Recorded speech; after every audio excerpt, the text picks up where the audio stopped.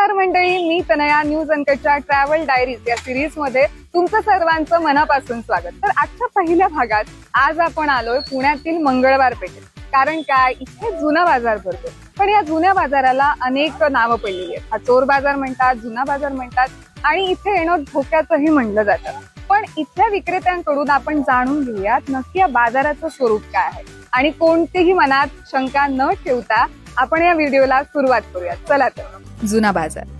खरं तर या बाजारपेठेला चोर बाजार बोललं जातं, पण या बाजारपेठेस जुना बाजार हे नाव अतिशय योग्य आहे। कारण नावाप्रमाणे या बाजारपेठेत मिळणाऱ्या वस्तू ह्या जुन्या असतात, पण सुस्थितीत असतात। इथे अनेक जुन्या गोष्टी विकण्यासाठी ठेवण्यात आल्या आणि इथल्या विक्रेत्यांनी अगदी जुन्यातली जुनी गोष्ट सुद्धा कष्टानं आणि एका नाविन्यपूर्ण दृष्टिकोनातून विकायला ठेवली आहे। आपण आपल्या कोणत्याही वस्तूंमध्ये जराही बिघड झाला तरीही आपण हल्ली त्या वस्तूला दुरुस्त करायचे कष्ट घेत नाही, लगेचच ती वस्तू कचरा कुंडीत फेकून देतो।